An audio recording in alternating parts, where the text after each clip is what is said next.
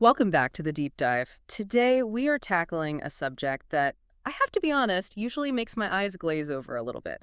We're looking at the NESM Series XA certification, specifically Chapter 19, Ethical Issues. Ah, yes. And look, when I see a chapter titled Ethics, my brain usually goes on autopilot. I expect a lot of be nice, don't steal, and, general common sense fluff. But looking at the stack of notes you've brought today, this looks surprisingly dense. That is the classic trap. That is exactly why smart students lose marks on this section. Oh, really? Yeah. People skim Chapter 19 thinking it's just about being a good person. It's not. This is about the structural foundation of the advisory business. Yeah. And more importantly for you, if you are sitting for the exam, this chapter is a minefield. It is loaded with specific regulations, fiduciary duties, and very specific lists that SEBI loves to test on. Okay, consider me warned. So this isn't just about moral philosophy. Not at all. We aren't just going to talk about philosophy. We're going to cover the hard definitions, the specific do's and don'ts issued by SEBI, which are actually quite strict, the concept of fiduciary responsibility, and even global best practices from the US and Australia. Wow. And my rule for today is no skimming. If the text lists 6 points, we discuss 6 points, because the exam will ask you about the fourth one. Got it. No skimming.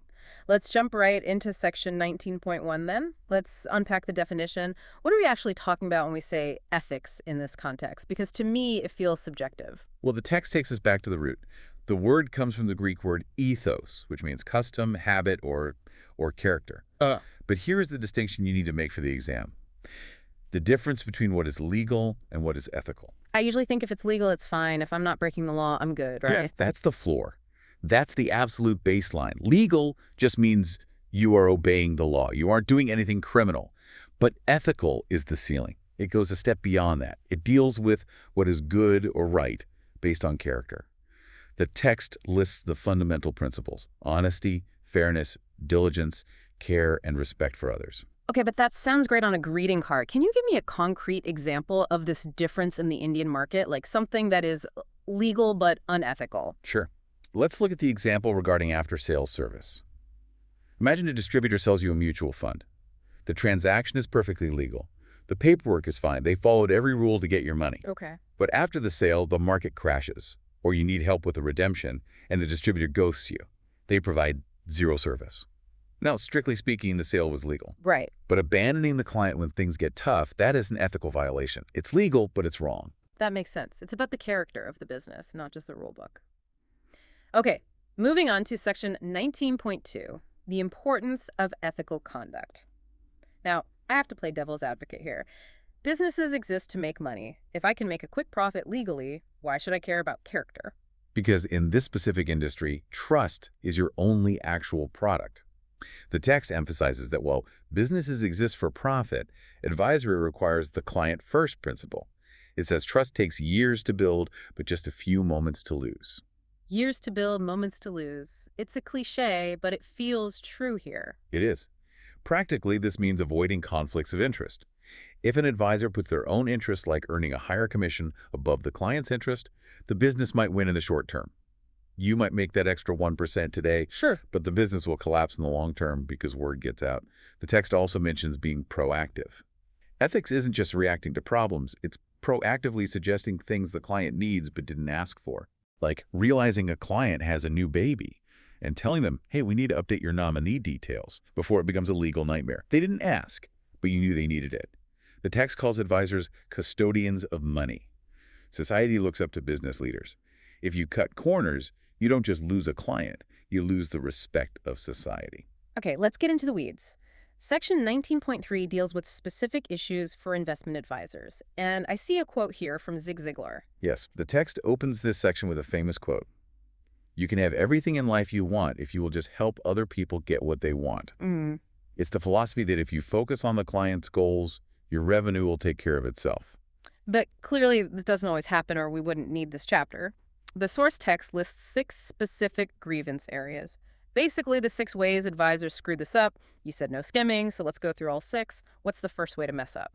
Number 1 is lack of focus on client needs. This is essentially a failure of risk profiling. Give me a scenario. Imagine a retired 75-year-old grandmother. She relies on her savings for monthly groceries. An unethical advisor sees she has a lump sum and puts it all into a small cap fund because it had great returns last year. That is a massive ethical failure. You aren't looking at her need for safety, you're just pushing a high-risk product. Right. That's dangerous. What's number 2? Lack of understanding of the financial product. This is when the advisor sells something they don't actually understand themselves. Like faking it till you make it. Exactly. A common example is selling an arbitrage fund as a perfect substitute for a liquid fund. Wait, pause there. For the listener who isn't a fund manager, what's the difference? A liquid fund is very stable. An arbitrage fund relies on price differences in the market. Usually it's stable, but in high volatility it can behave strangely. If the advisor tells the client, these are identical, they are lying through ignorance. They haven't explained the volatility risk because they might not even know it exists. Okay, so ignorance isn't an excuse. Number 3. Lack of market information. This is about selecting truth. Imagine I want to sell you that small cap fund again. This segment is rallying, so I pull up a chart. But I only show you the last 6 months where the line goes straight up like a rocket. And you conveniently leave out the crash from 3 years ago. Exactly. I hide the massive drawdowns. That is withholding market info. To be ethical, you need to show the pros and the ugly cons.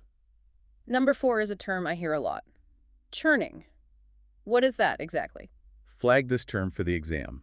Churning means making the client switch products frequently, buying and selling, not because the strategy changed, but just to generate entry loads or commissions for the distributor. So every time I switch, you get a cut. In the old model, yes. The text notes that SEBI has cracked down on this by mandating that investment advisors cannot distribute products directly. They can't take the commissions specifically to stop this incentive, but it's still a major ethical red flag in the broader industry. Number 5, misrepresentation of risk. How is this different from the first point? This is about the product itself being a ticking time bomb. The text uses the example of selling distressed debt funds. Distressed debt. That sounds risky just by the name. It is. These are funds that buy bad loans hoping for a recovery. They are high risk. If an advisor sells that to you and says, oh, it's a debt fund, so it's safe like a bank deposit, they are misrepresenting the fundamental risk of the asset. And finally, number 6, poor after-sales service. Which goes back to our definition. Making promises to get the sale, I'll always be a phone call away, and then ignoring the phone once the check clears. Okay, that's a solid list. Now, section 19.4 talks about ethical dilemmas. Now, how is a dilemma different from just making a mistake? A dilemma is defined as a situation with 2 alternatives, and neither one is clearly superior in every way. It's not good versus bad. It's usually profit versus principle. It's where the rubber meets the road. The text gives a few scenarios. Let's look at scenario A, revenue versus necessity. This is the most common one. A client comes to you. They are willing to pay for a service or a product. Maybe they want a complex portfolio review. But you look at their finances and realize they don't actually need it.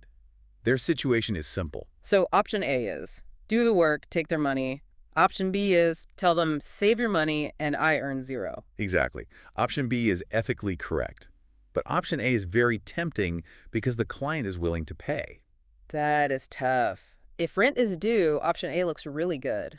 What about scenario C? This one looks like the classic insurance clash. This is the personal versus professional values clash.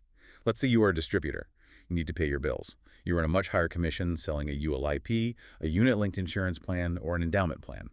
These products pay hefty commissions to agents. And what does the client need? The client actually just needs a cheap term insurance plan. But term insurance pays the agent peanuts, sometimes barely enough to cover the paperwork cost. So the dilemma is, do I feed my family with the ULIP commission, or do I give the client the best product and starve? Dramatic, but yes. That's the conflict. The text is clear on the resolution. The investment advisor must evaluate the fund properly. If the ULP is unsuitable, you have to avoid it. You cannot recommend an unsuitable product just because it pays you better. The text says deeper analysis usually reveals a clear path. Yes, the clear path is usually the one that does the least damage to the client and follows your core principles. In the long run, selling the term plan builds trust. That client refers 3 friends. Selling the unsuitable ULPO gets you paid today, but ruins your reputation when the client realizes 5 years later that the returns are terrible. All right, let's move to section 19.5, fiduciary responsibility. I see a Latin term here that I definitely need to know for the exam. Yes, get your mental highlighter out. The term is uberi me fide. Uberi me fide. Sounds like a spell from Harry Potter. What does it mean? It means utmost good faith. It's the legal standard for fiduciaries. It means the advisor acts on behalf of the client. You aren't just a salesperson, you are standing in their shoes. The text highlights 3 core duties under this. What are they? First, full disclosure. You cannot omit facts. If you have a conflict of interest, like you own shares in the company you're recommending or your brother runs the fund, you must disclose it. You can't hide it. Okay. Second. Suitable advice. The advice must be for that specific client. You can't have a template that says, everyone buys gold today. If it doesn't fit the client's profile, it's a breach of fiduciary duty. And the third. Reasonable basis. Your recommendation must be based on objective analysis. You can't just say, I have a gut feeling this stock will pop. You need data, research, and a reason. Okay. Uber me, fide, full disclosure, suitability, reasonable basis. Got it. Now, section 19.6. This is the big one. SEBI's do's and don'ts. This is effectively a checklist for investors, but as an exam candidate, you need to know exactly what SEBI expects. There are 19 points total here, 10 do's and 9 don'ts. Instead of reading them like a grocery list, let's group them, because I'll fall asleep otherwise. Let's look at the verification stuff first. Good idea. The first cluster of do's is all about checking credentials. Deal only with SEBI-registered investment advisors. Check their registration number on the SEBI website. Ensure the certificate is valid, meaning it hasn't expired. So basically, Google them. If they aren't on the SEBI site, they don't exist. Precisely. And on the flip side, the don'ts say, do not deal with unregistered entities. And the text specifically says, and I love this, do not go by the number of followers on social media. Oh, that is a direct shot at the finfluencers. Just because they have 1 million followers on Instagram doesn't mean they're ethical. Correct. SEBI is saying popularity does not equal legitimacy. Okay, what about the money? How should the money flow? This is the most critical safety cluster, the do's say. Pay only via banking channels. Get receipts. No cash under the table. And the don'ts? This is a huge one. Flag it. Don't give your money to the investment advisor for investment. Wait, explain that. I don't give the advisor the money to invest. Never. Advisors advise. They do not hold cash. You invest directly or through a broker or a platform. If an advisor says, transfer 10 lakhs to my personal bank account and I'll invest it for you, that is a scam. That is how Ponzi schemes happen. Run away. That is a crucial distinction. Advisors give advice. They don't touch the principal. Exactly. Okay, let's talk about expectations and behavior. What should I look out for? The do's say, ask for risk profiling. If an advisor skips this, walk away. Assess the risk-return profile and liquidity. Read the terms and conditions signed and stamped. And the don'ts regarding promises. Don't fall for indicative or exorbitant returns. If someone promises guaranteed 20%, it's a trap. Right. Don't fall for stock tips under the pretext of advice. Don't fall for limited period discounts or gifts. Sign up today and get an iPhone. That is not how professional financial advice works. It sounds like SEBI is telling investors to use their common sense. If it sounds too good to be true. It definitely is. Yeah. And finally, don't rush into investments that do not match your risk appetite just because of phone calls or SMS spam. That is a comprehensive list. I can see why the exam loves these. It's very black and white. Which of the following is a don't, according to SEBI? You will absolutely see that question. Moving on to section 19.7, addressing annual audit observations. This seems a bit dry, but what are the key words? This is short but mandatory. Compliance audit is not optional. It must be conducted by a practicing chartered accountant, CA. Can my internal finance guy do it? No. It must be an independent practicing CA, and it must be done yearly. So practicing CA and yearly, those are the exam flags. Correct. And if the CA finds something wrong, the advisor must disclose those adverse findings to the client. You can't hide a bad audit report. Finally, let's look at section 19.8, global best practices. Why do we need to know about the US and Australia for an Indian exam? Because the Indian regulations are often modeled after these global standards. It gives you the bigger picture of why we do things this way. The text covers the US SEC and the Australian Corporations Act. Let's start with the U.S. Securities and Exchange Commission, the SEC. What's the big takeaway there? The SEC focuses heavily on a code of ethics, but the interesting part for us is personal securities transactions. What does that mean? It applies to access persons, basically the people working at the advisory firm. They must report their own personal holdings and transactions. Think of it as insider trading prevention. You have to report your holdings when you join, and then report your trades quarterly. So you can't front-run your clients, you can't buy a stock, then tell all your clients to buy it to pump the price. Exactly. They also require pre-approval. If an advisor wants to buy an IPO or a limited offering for themselves, they need pre-approval to ensure they aren't taking opportunity away from clients. And what about the Australian guidelines? The text mentions the Corporations Act 2001. Australia uses a strict best interest standard. Section 961B lists the steps an advisor must take to prove they acted in the best interest. It's almost like a defensive checklist. What are the steps? It's a logical flow. First, identify the client's financial situation and objectives. Second, identify the subject matter. What advice are they actually asking for? Third, identify relevant circumstances. That sounds standard. But here's the kicker. Ensure information is complete. If there are gaps, the advisor must make inquiries. You can't just say, oh, the client didn't tell me about their massive credit card debt, so I ignored it. You have to ask. So willful ignorance isn't a defense. No. Then, you must investigate the financial products thoroughly. And finally, base all judgments on the client's circumstances. It places the burden of proof heavily on the advisor. It really does seem like the global standard is moving toward, if you didn't document it and prove it was right, you are wrong. Precisely. Documentation is the shield of the ethical advisor. Wow. Okay, let's take a breath. We just went from Greek definitions to SEBI's 19-point checklist to U.S. insider trading rules and Australian corporate law. It is a lot. But if you strip away the regulations, remember the core theme. The investment advisor is a fiduciary. Uberi me fidi. Utmost good faith. Everything else, the audits, the disclosures, the risk profiling, is just a mechanism to enforce that faith. And for the listener preparing for the exam, don't ignore the lists. Go back and re-listen to the SEBI do's and don'ts section. That is low-hanging fruit for marks. Absolutely. And here is a final thought to leave you with. We live in a digital world exploded with finfluencers, algorithm-based trading, and quick tips on social media. Yeah. In that noise, being an ethical investment advisor isn't just a compliance requirement. It is the only competitive advantage that cannot be automated. Trust is the one thing an algorithm cannot generate. If you follow Chapter 19, you aren't just passing an exam, you are building a career that survives the next tech disruption. That is a powerful way to look at it. Trust is the ultimate asset. Thank you for that deep dive. My pleasure. Good luck with the study. And to our listener, go review those do's and don'ts one last time. We'll see you in the next deep dive.